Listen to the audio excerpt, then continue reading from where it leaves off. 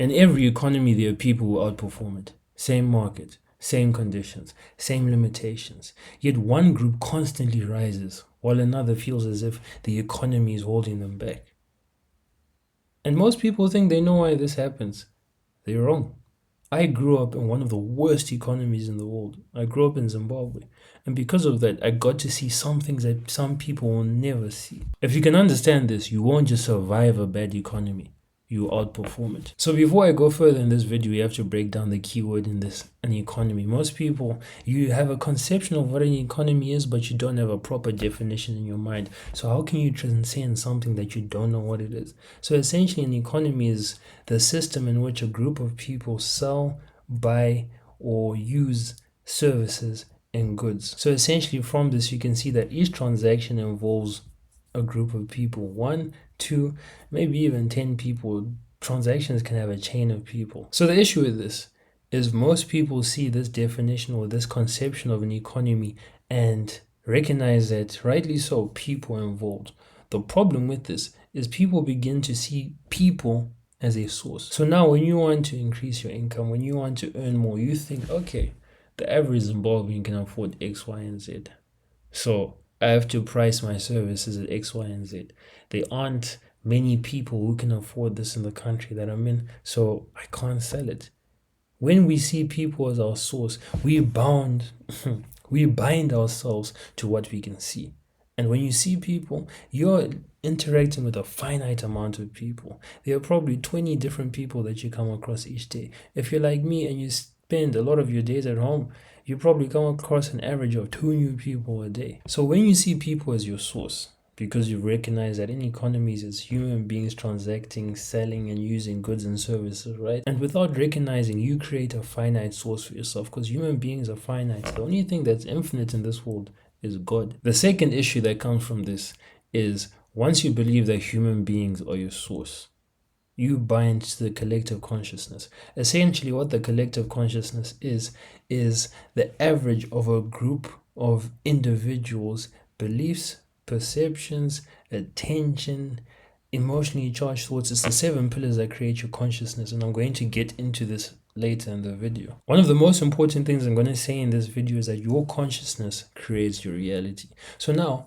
when you bind yourself to the collective consciousness, when you bind yourself to what other people think about the economy, seeing people as your source, you now bind yourself to the collective reality, because consciousness creates reality. Consciousness precedes reality. So do you now see how that's a problem? Do you now see how that's a problem? When you as an individual, if you're clicking on this, you are either underperforming your economy or you want to overperform your economy, because you know, rightfully so, that you are capable of doing so. So when you attach yourself to this collective consciousness as viewing people as your source, number one, and thinking that the economy hinders how much money you can make, you bind yourself to the collective reality. So now, if you want to be outperforming the collective, the average person, that's essentially what outperforming an economy is. You are outperforming the average person. If you want to be doing that, how can you accept the collective consciousness? How can you accept the collective beliefs? Because the collective beliefs, the collective consciousness are only going to lead you to the collective reality, and that's not what you want. And now you may be skeptical, thinking that it's easy for me to say that consciousness precedes and creates reality, when in truth, many people are confident because they have money. Many people feel abundant because they have money. Many people have this peace because of money, yeah? And you think that if you had it, you would be in the same state too. The issue with that is you think that consciousness comes as a result of what you have in this physical reality, when that isn't the truth. And a simple way to break down all of that is to look at the example of lottery winners. The lottery winners who go from being broke to having millions upon millions of dollars. And yet, most lottery winners lose their money within the first 5 years. I don't know the exact stat, but I know that most lottery winners, 90-something% of them, lose all the money they got. So, based on what you think, that a state of consciousness comes from having things, surely lottery winners would be an example that, okay, because they got an injection of millions of dollars, their consciousness changed and Because of that, their reality was supposed to change as well and to remain the same. But the issue is, when these people win the lotteries, they don't change their state of consciousness. They don't care to adopt new beliefs.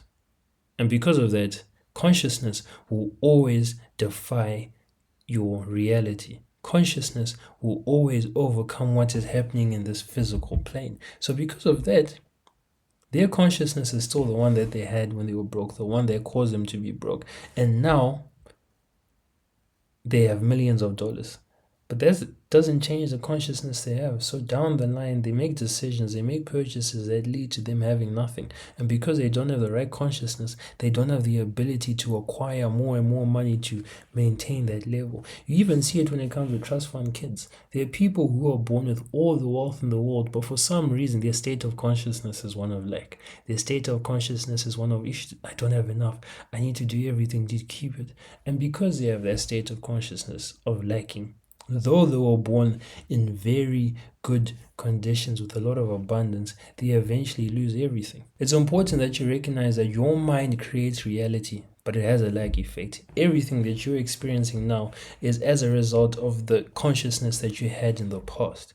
Everything that you're going to experience in the future is as a result of the consciousness that you have now. You will never be able to escape your consciousness. You will never be able to have a consciousness of lack and produce a life of abundance. There's no way. So you're never going to be able to have a consciousness of the collective, a consciousness of believing that the economy dictates how well you do, and have results that defy all of that. You know, it's funny, as I've been recording, I've been seeing that my zip is glistening in the sky. I have no idea what's going on, but I guess this is the ice. This is the ice that some people talk about. A few people, they have their diamond necklace. I have my, I don't even know what this is made of, out of titanium, steel, whatever this material is. But anyways, let me not cut from the topic. So the truth of the matter is, in every single economy, wherever you go in the world, there is always a group of people who are overperforming, outperforming that economy. There's always a group of people, the majority, that are just doing as one would expect. And then there will always be a group of people who are underperforming, who are making less than the average. The funny thing is, all three of those people are in the same economy. The same economy has produced people that outperform it, people that abide to its guidelines and its collective beliefs about how much you can make in the economy, what's realistic. And then there are people who just don't make as much. And you may be thinking, oh no, those people don't work. They don't have the right strategies. They don't have the right techniques. They aren't putting themselves out there. But I'll have you know that there are a lot of people in this percentage that underperform an economy that are doing more than you will ever do in your life. They're reading more books, they're implementing more strategies, they're going to more seminars, but for some reason, I'm going to say that for now, for some reason, things just don't work out for them. So the fact that there are three groups in the same economy shows that the economy is not the reason why some people underperform and why some people overperform. The economy is not going to be a reason why you can't sell your services, because whatever you're doing right now, I can guarantee you there's an example of someone in the exact same place, exact same area, who is doing it and doing it far better than you are doing it now. And the harsh truth is, they may be doing less than you are doing now. You may be more qualified by them. You may make better videos. You may service your clients better, and all your testimonials show that, you know what, I provide a good service, but for some reason, you're only making 5,000 a month. But there's someone else in your exact place, in the exact business, doing the exact same things as you, but they make 30,000 a month. And you're always left there thinking, what is wrong with me? Maybe, just maybe, I'm not meant to succeed. Maybe success in this area or success in certain parts of life is meant for certain individuals. And I'm not that individual. And that is one thing I hate, that some things are meant for other people. I don't believe God would put us on this earth and limit us in certain things. Yes, we have strengths. Yes, we have weaknesses. But we can all achieve the same end result. So the same economy has produced three people: overperformance, average, underperformance. So that goes to show that the economy isn't the root cause. And the easiest example I've seen is this. As I've said, I've grown up in Zimbabwe and I've spent 99% of my life in Zimbabwe. And one of the craziest things is my parents, they did everything they could. They worked hard so that I could go to the best school in the country. The funny thing about going to the best school in the country is in one class you have a student that's struggling to pay school fees. You know, sometimes the school, like those teachers, they were ruthless. You wouldn't have paid school fees after the first week, and they would take you out of class. There was this teacher. I'm not gonna say their names for the sake of it, but there were these teachers. Sometimes they would even send prefix. For those of you who don't know who prefix are, they're people in the highest form, and they're essentially like the leaders of the school. So we had head boy, deputy head boy, then prefix. So sometimes they'll send prefix to classes, an 18-year-old, to tell another 18-year-old that, hey, your dad doesn't pay school fees. You're not allowed to learn anymore. Go outside into the quad and wait until something's been sorted out or until your parents pick you up. So, anyways, back to my story. The craziest thing is going to this school. In one class, there would be the son of the owner of the richest or highest performing business in the country. Sitting exactly next to that guy is a son of a father who's struggling to pay school fees. Like 80% of his income goes towards paying his child's school fees. And let me not even comment on the child's lunchbox. It was just, yeah, it was just a very, very eye-opening experience. And this was a normal thing that I experienced from grade 6, not grade 6, from the age I was 6 up until the age I was 18 in Zimbabwe. It's such a wild, wild west country that the richest person can be next door to someone who's struggling to pay their fees. And it's not even that they have lifestyle inflation. So it's not even that, oh, this person is making 30,000 a month and they're just spending their money recklessly. Oh, my dogs. I really hope they don't make noise. Oh, it's my dog. But anyways, it's not an issue of these people are making a lot of money and they are spending it recklessly. They are just not making money. The funny thing is they're working harder than the person next door to them that's making 400K a month, that's making $1 million a month. And people think that those numbers are only reserved for the first world. No, in Zimbabwe, there are people who are making millions of dollars a month. And you always resort to, oh, corruption. Fair enough. But I promise you, there are people in this country who are making millions of dollars a month without any corruption. Whether you believe me or not, I don't care. I honestly don't care. It won't change my life. But through being in classes with these people and being in classes with their sons, I got to visit their houses. I've got to become friends with their children. So naturally, I'll go to their house, I'll spend some time with their parents. And the older we got, the more we'd actually talk to and relate with their parents. And the most interesting thing that I realized through all of that is there's no difference between, let's say, my father, the father who owns in school, someone who works in an accounting firm and they're the COO and they make the highest salary, they're a father who's struggling to pay school fees, and a father who can only afford to send his son to, let's say, a school that costs $90 a term, right? The only difference between all of them is just the way they think. When you look at them, the way they breathe, the way they operate, a lot of times the way they do the work, you can't really tell the difference between them except that they're different people. They sound different, they may have different thoughts, but the only tangible thing that is different about them, apart from the reality that they live in, is your mind. It's their state of consciousness. And remember what I said earlier, consciousness creates and precedes reality. And it hurts me because it's a country where there's just a lot of inequality. The richest people have unimaginable amounts of money. Like, you look at Zimbabwe. Anything that you've heard about Zimbabwe, you probably think that it's a poor country. Like, there's no money here. And fair enough, like, for the majority, it's a very poor country. Majority of people don't have enough to get by day by day. But to say that there's no money in the country is a lie. To say that there are not many people making money is a lie. And it just hurts me because if people accepted that they could change their state of consciousness and their life would change, not immediately, but down the line, things will be better. And under one of my videos, people said that the reasons involved in the place it's in is because the leaders and how they think. But forgive me for thinking that 14, 15 million people, if they change their mind, and of course, not everyone is going to change their mind, so that's even a stupid thing for me to think. But in a hypothetical situation, if 14 to 15 million people change the way they think, do you think what the leaders did would affect the economy? Of course it would, but eventually the collective consciousness of the whole population would overpower the collective consciousness of the politician. So you come to the conclusion, I don't know if you've come to the conclusion, but I'm telling you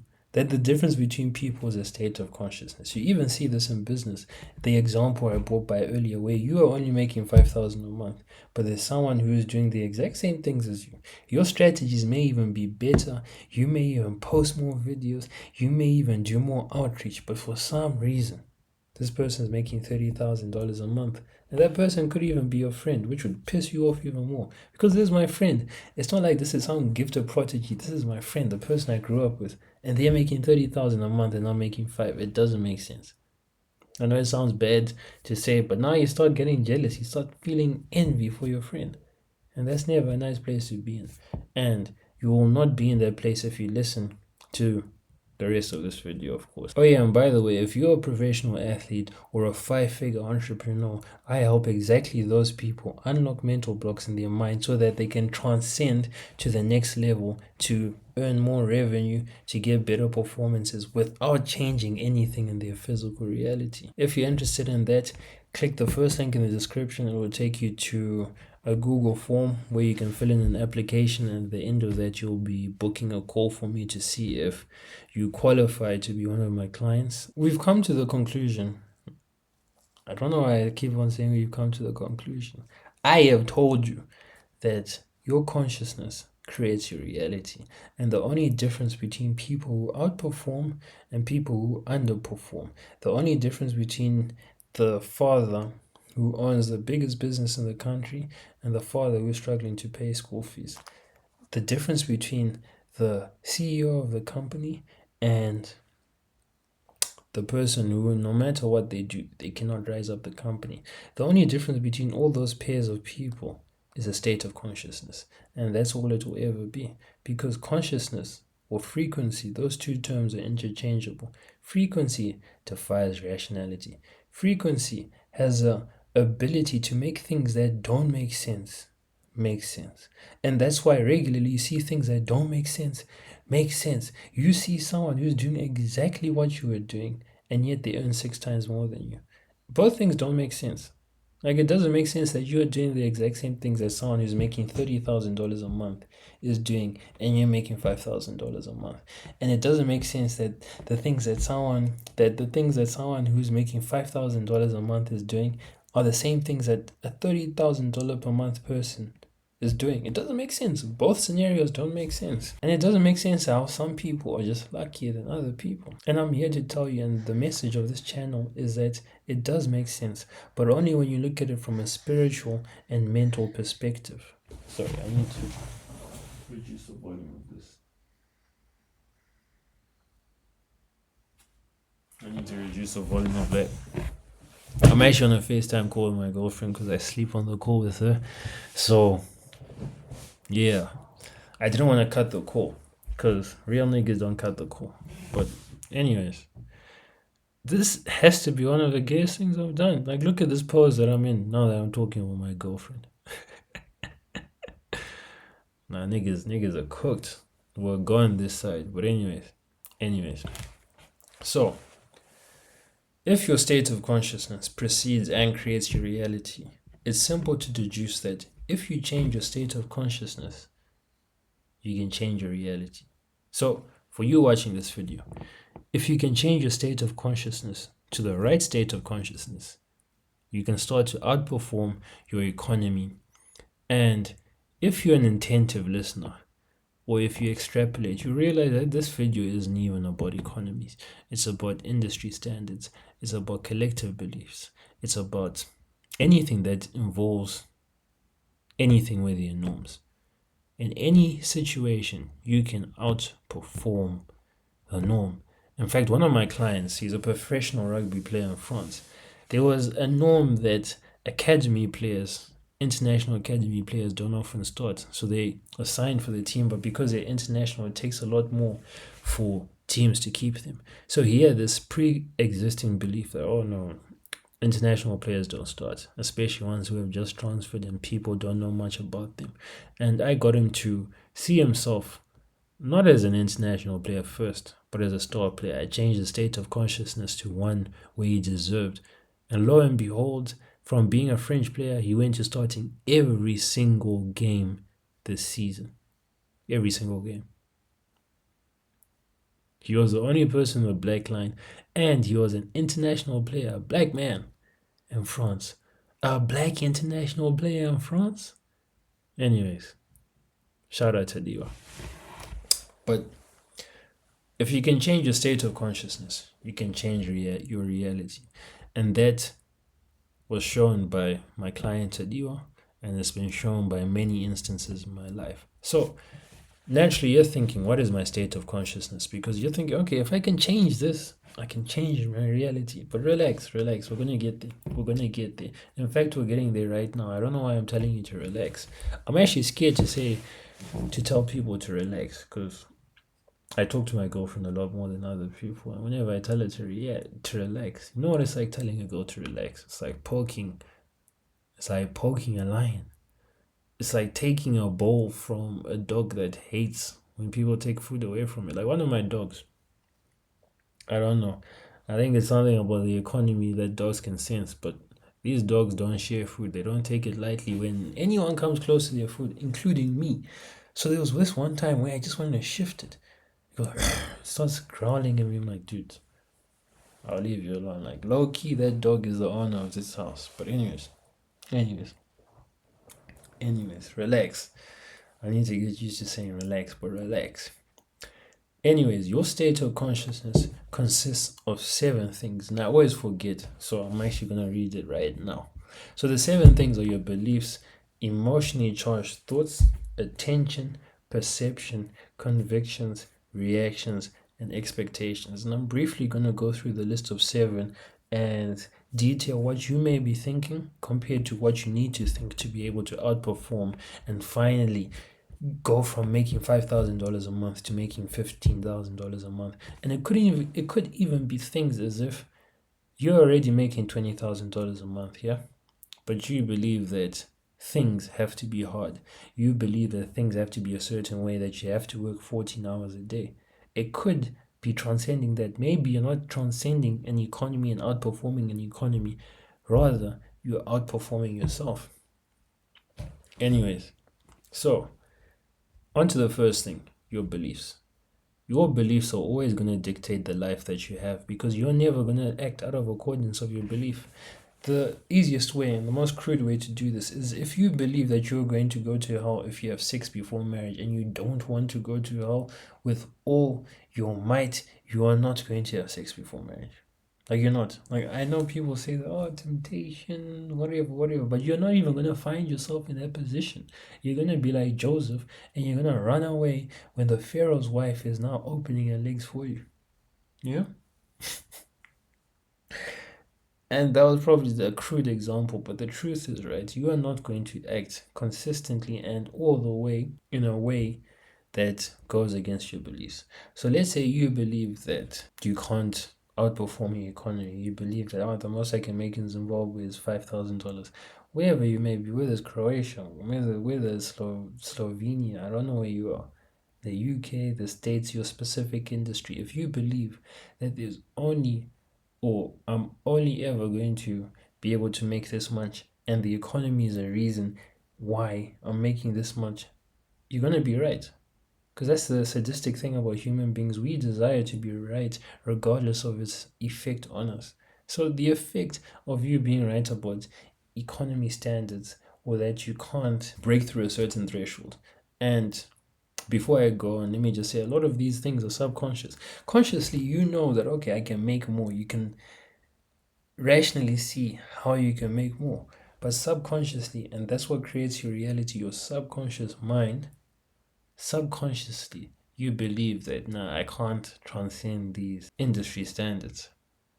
So, because you always want to be right, and you will be right even at the detriment of yourself, if you have beliefs that don't match what you want, you are never going to get to that point. The next thing is emotionally charged thoughts. Emotion is the language of the subconscious mind. Your subconscious mind is programmed by emotion. So, what you need to do is you need to look at the thoughts that bring a high emotional charge. So, for a lot of you, that may be thinking that, oh, I'll never be able to make money in this economy. Things just never work for me. And whenever you think thoughts such as that, oh, this thing has been jingling the whole time. Like, I got ice on my neck. I got ice on my neck. But whenever you think those thoughts, it evokes a negative emotion. It says apathy. You're like, no matter what I do, it's never going to work. No matter how hard I work, I'm never going to make as much money as this person. Yet we do the same things. Maybe some things just don't work for me. So whenever you think that, you are thinking that with an emotion. And since emotion is the language of the subconscious mind, and your subconscious mind creates your reality, that negative emotion that you're feeling creates the propensity for the world to give you more of the things that will make you feel that same emotion. Because the world, think of the world as an ecosystem, right? Each ecosystem wants to maintain the status quo. So if the ecosystem has recognized that John or Cody, let's say your name is Cody, the ecosystem has recognized that Cody is always feeling apathetic because he feels as if anything he does isn't going to work. You're going to encounter more situations where anything you do doesn't work. Anyways, I won't go into depth about these videos. I'm going to make a video about your state of consciousness. These 7 pillars creates the life that you live. Anyways, your attention, what are the things that you pay attention to? It's likely that you don't pay attention to the success stories. You pay attention to all the things that have shown you that you can't make a certain money, all the failures that you've had while trying to outperform the industry standards. You don't pay attention to the people who are doing it. And whenever you do look at them, you look at them from a position of like, how is this person making this much? How is this person doing all of this and I'm not? We are doing the same things. Anyways, next, your perception. So how you perceive the things that are happening to you. Out of all the 7, I'll say your perception is the most important thing because reality isn't one way. Reality isn't good or bad. It just is. See, the exact same thing can happen and people will perceive it in different ways. Even if you think about things as simple as colors, how I see black may not be the same way that you see black, but because we were both looking at the same color, right? This is my watch. That's why I chose black. Because we were looking at the same color, referring to the same thing, black for me may look like orange for you, but we'll never know. But the thing is, I perceive it to be black, and because I perceive it to be black, my actions are aligned in a certain way. So you need to now perceive things differently. And of course, I know I haven't given you the solutions. I'm going to give you them just now. I'm just going down the list. Convictions. So the next thing is convictions. Convictions are essentially things that you know. So when you're convicted of something, it's not a question of, oh, I believe this, you just know. In a religious sense, we see conviction when you are partaking in an activity that you shouldn't be taking and you feel some certain type of way. You know that you're not supposed to be doing this. It's not a thing of like, oh, I believe I'm not supposed to be doing this. Maybe I'm not supposed to be doing this. You just know. Conviction. Reactions, how you react to the things that happen to you. Regardless of the state of consciousness that you're in, life is going to throw curveballs. You're going to lose a client. Sales call is not going to go well. You're going to underperform on one day. That's always going to be happen. But how you react to that determines your state of consciousness. Oh my goodness, my dogs. Anyways, expectations. What you expect is what is normal for you. And you'll find that if you are feeling as if you could outperform the economy, or if you're feeling as if you're underperforming, or if you just want to make more money in a better way, if you want to play better than all the players around you, regardless of the league. Let's say you're trying to go from the French league to the English league because you think the English league is better, yeah? Regardless of all of that,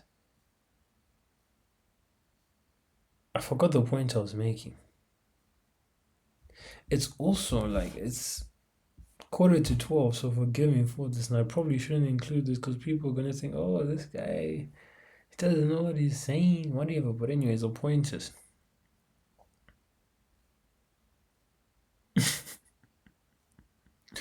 oh my goodness, this is why you shouldn't record videos at 11:45 or 11:45. But anyways,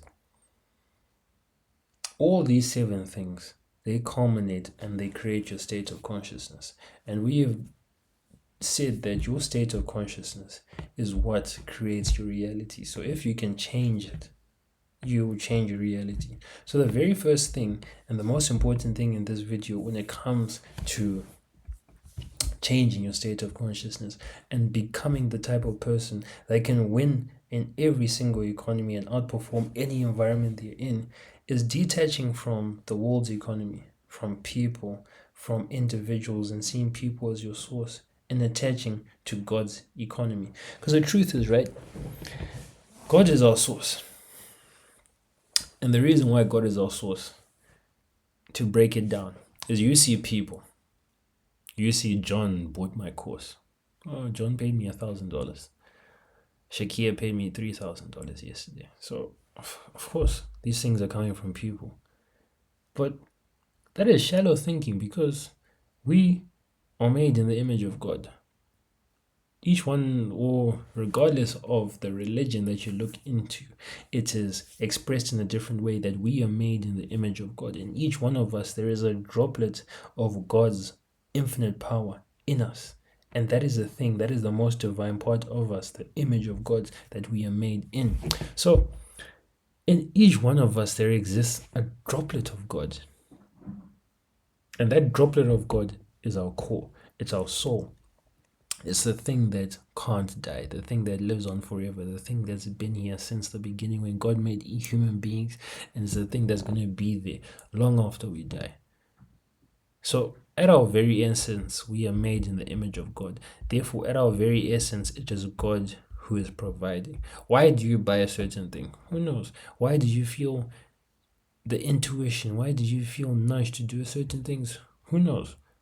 But at the core of it is God. At the core of every human is God. So now, when you see that at the core of every human being is God, and that's what we connect to, the core of every human being, you will realize that it is not a people's economy, but it's God's economy.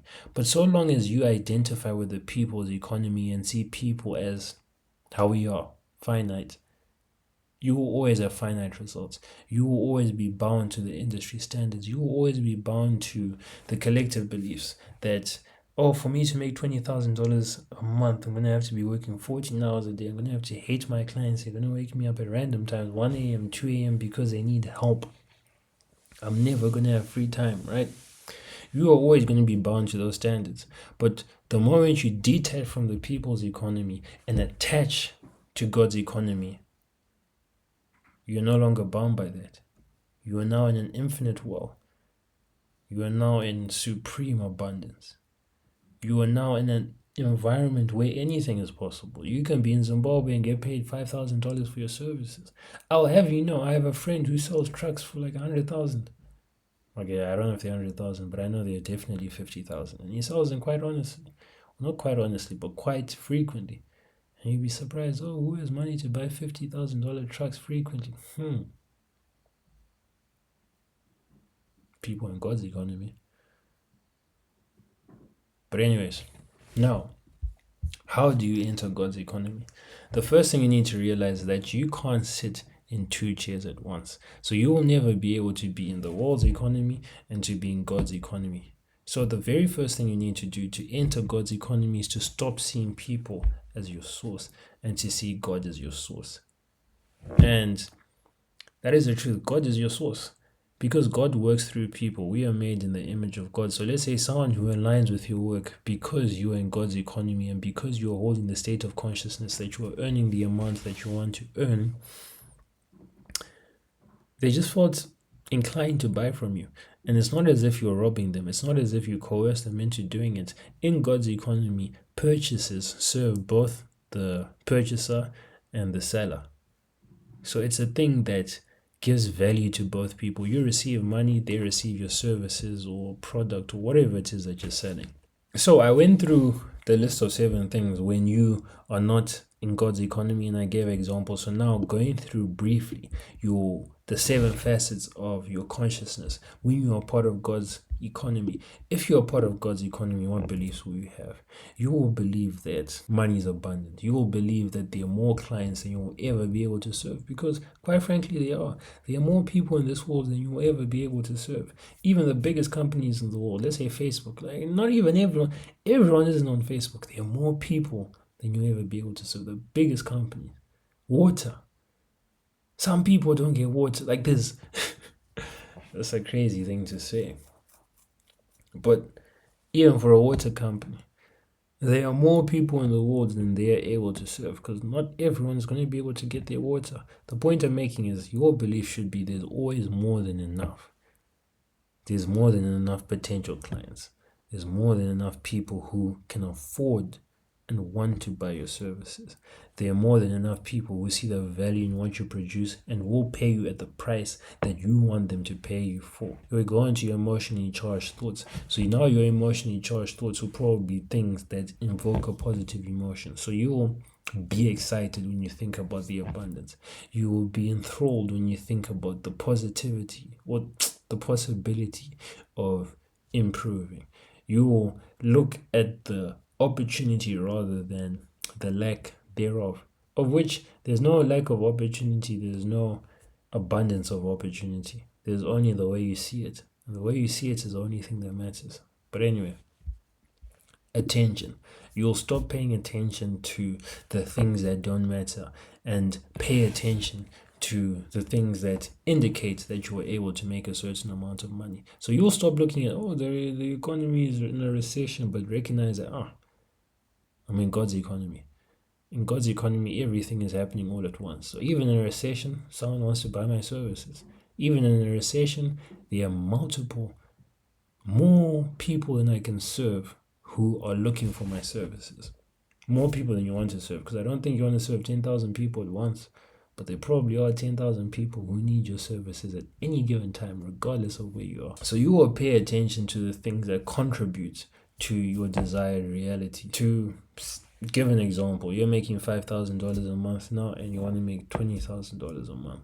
Your desired reality, the things that will contribute to your desired reality, would be paying attention to the abundance of opportunity, the abundance of potential clients, paying attention to the clients that you already have, because you can only have what you already have.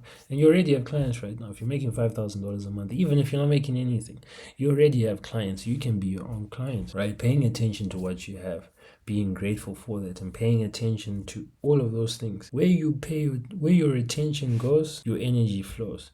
And where your energy flows creates your reality. Anyways, your perception. So when you're attached to God's economy, you do not perceive things in the way that the average person perceives them. So let's say in Zimbabwe, there's a recession like every 2 weeks, right? There's a recession like every 2 weeks, quote unquote recession, yeah. Not even quote unquote. Like every 2 weeks, things the prices are going up. People are being paid less. People are being thrown off of work. That's a reality for most people, right? However, when you attach yourself to God's economy, you no longer see it as, there's no money in the country. But like I said, you realize that in God's economy, everything is happening all at once. So just because it may appear, or not even appear, just because Zimbabwe is in a factual recession does not mean that everyone doesn't have money. There was always going to be someone that needs your services. There's always going to be an abundance of people that can pay the amount that you want. And it's important that you no longer perceive events in a negative light, but you perceive them in a way that leads to your desired reality. Like, for example, one of my clients, he said that we're done. Or he said that I can't afford your services anymore. I'm trying to save money. And I was like, calm. And if I was attached to the people's economy, I would see this like, damn, I've lost a client. Like, no, oh my goodness, where am I going to get another client? But that did happen at first, for like the first 2 minutes. And then I stood back I took a step back and I realized that I wanted to be a part of God's economy. So what I did is I forced myself to view it and perceive the situation from a positive light. So I just said, oh, I'm losing this client. I'm not even losing this client. This client stepping away is making way for another client who's going to pay me more. And this happened like 2 days ago, so I can't really say. But when the new client comes, you're going to hear about it in a video, and I'll make a video about that exact same thing. But yeah, that's how one in God's economy would view it. Because if a person stops, let's say, needing your services, because let's say if you're a good coach, your people aren't always going to need your services. If your business is helping people build personal brands, it's going to get to a point where they don't need your services. So as a coach, you're always going to have new clients eventually, right? Losing a client, quote unquote, losing, it's not losing, it's just making way for a new client. It's making way for the natural order of things, and that is change. So naturally, your clients are going to change over time. But what isn't going to change? You making money. Anyways, we go into conviction, things that you know. So what do you know? You know that you're going to get more clients. Why? Because your source is God, and God is infinite. Now, reactions. How are you going to react? The thing that I just talked about, my client going away, was a perfect example. I could have reacted and be like, oh my goodness, this is the end of the world.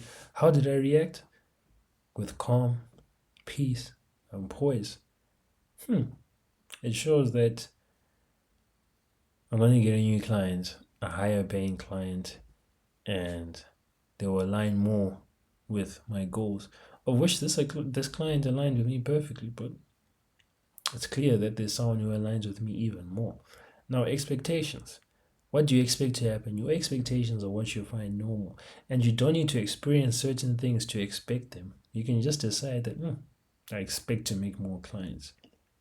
So, I've given you examples of the state of consciousness, the beliefs, the emotional thoughts, attention, perception, convictions, reactions, expectations that would align with being in God's economy. So now you're thinking, or you should be thinking. I don't know if you're thinking at all, but I hope you're writing notes throughout this video. Now you're thinking, okay, how do I actually implement these into my subconscious mind? My subconscious mind creates reality. The way you do this is to create an emotionally charging visualization, a mental image of a scenario that would represent you being in God's economy. So it could be you getting a new client and a client that's paying you well. So what I want you to do is construct a mental image in which you and someone you love are there, and the person you love is recognizing the attainment of your desired reality. So for you, let's say you want to get another client and your clients cost 10,000 for a 6-week package. You can visualize your girlfriend saying, babe, I'm so proud of you for getting that $10,000 client, right? Whatever it may be. Just make sure it's short, because the longer your visualization, the harder it is to visualize it constantly. The harder it will be to just do it. Because the thing is, when you create these long visualizations, the funny thing is that we are perfectionists in a way. So because you have this long visualization, you think that, okay, the details have to be important. So now you start thinking about the color of your girlfriend's shorts in your visualization. Oh, what color is the ground? And I do this quite often. I always have to remind myself to make it simple. And my simplest visualizations, my simplest mental images are the ones that have the most potency. They're the ones that work the most. So I'll be thinking about random details. Oh, my girlfriend's nails are painted white in the visualization. And it's like, it doesn't matter. All you need is a visualization. A visualization that is simple enough to evoke an emotion, a positive emotion. And that visualization must be indicative of your desired reality. The more you do that, the more you sit in that state of that evoked positive emotion, the more your subconscious mind can be reprogrammed to a state where it already has what you think it has. Because your mind, your subconscious mind, doesn't know the difference between a real and imagined experience. So the more you imagine that experience. Your subconscious mind doesn't make the distinction that, oh, he's imagining this. No, your subconscious mind takes it as experience, and eventually it becomes normal, eventually becomes something that you have subconsciously. And because you can only have what you already have, once you have it subconsciously, you will have it in reality. So once you have outperformed the bad economy subconsciously, you will outperform the bad economy in reality. And that is how you outperform any economy, regardless of how good it is.